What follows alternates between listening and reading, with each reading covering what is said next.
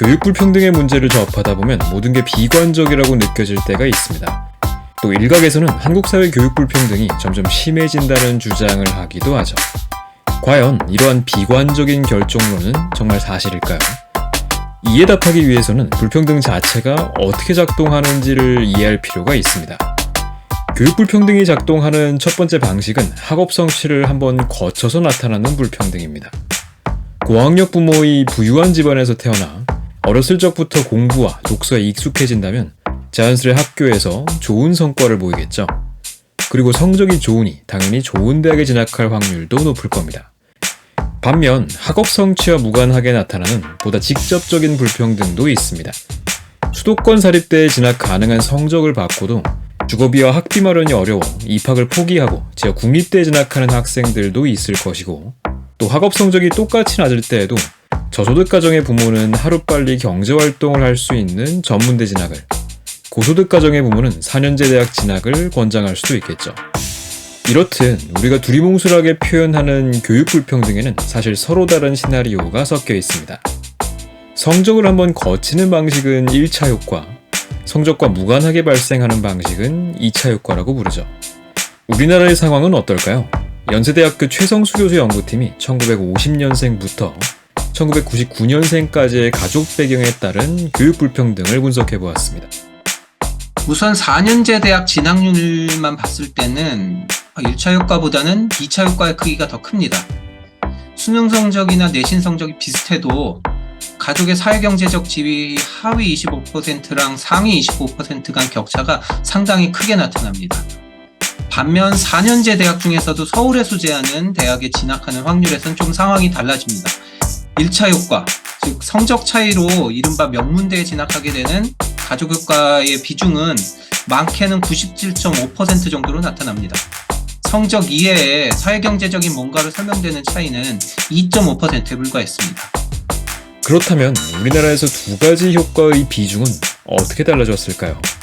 지난 50년의 기간 동안의 데이터를 살펴보면 서울 소재 대학에서 진학할 때 학업 성취도의 중요성은 점점 높아져 온 반면, 범위를 좀 넓혀서 모든 4년제 대학 진학 여부에 대해서 분석했을 때는 특별한 추세를 발견할 수 없었습니다. 우리나라에서 불평등 문제는 주로 학업 성취 격차에만 집중되는 경향이 있는데요. 이는 자칫하면 전체 인구의 10% 정도만 진학하는 인서울대학의 문제에만 집중하는 결과를 낳을 수 있습니다. 오히려 4년제 대학 진학 여부에는 학업 성적과 무관한 직접적인 불평등이 더 중요한데, 이를 간과한다면 저소득층 출신의 평범한 성적을 거둔 학생들에 대한 지원은 놓치게 되는 거죠. 사교육 문제 역시 비슷한 관점으로 분석해 볼 수 있습니다. 스토니브룩 대학교의 강현재 박사에 따르면 소득이 사교육 시간과 자습 시간에 미치는 영향에는 조금 차이가 있었죠. 중학교 1학년부터 3학년까지 부모의 소득 수준이 높을수록 자녀가 사교육을 받는 시간도 많다는 점은 명확합니다. 반면 보시다시피 자습 시간은 그보다 상대적으로 적은 영향을 받았습니다.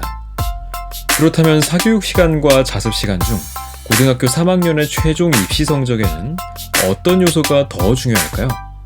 분석 결과 학생의 자습 시간이 사교육을 받는 시간보다 입시 결과에 더 많은 영향을 주었습니다.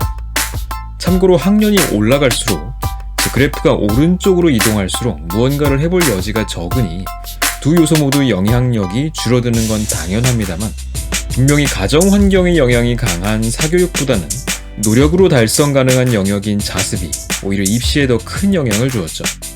그렇다면 저소득층은 우리나라의 교육계에 대해 어떻게 생각하고 있을까요? 지난해의 한국종합사회조사 데이터를 분석한 결과 고연령대에서는 특별한 차이가 없었지만 연령대가 낮아질수록 명확하게 저소득층이 고소득층보다 교육계에 대한 신뢰가 낮아졌죠.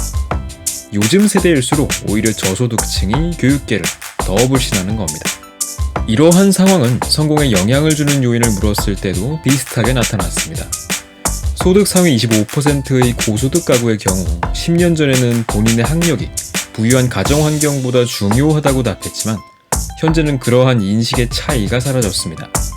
가정의 배경이 학력만큼 중요하다고 여기는 것이죠. 반면 하위 25%의 저소득 응답자들은 10년 전이나 지금이나 여전히 본인 학력이 가정의 경제적 배경보다 더 중요하다고 답했습니다. 교육 불평등은 꽤 까다로운 문제입니다. 상위 엘리트 교육에 주목하는지 아니면 좀 더 평균적인 수준의 교육 문제를 다루는지에 따라 불평등의 작동 방식이 서로 다르고, 또 실제로 저소득층에게 도움이 되는 정책과 실제 저소득층이 이에 대해 느끼는 신뢰 수준이 서로 반대되는 상황이 나타날 수도 있죠. 어쩌면 이런 모순들을 지나치게 단순화하지 않아야 한다는 것 자체가 교육 불평등 해결의 본질일 수도 있을 것 같습니다.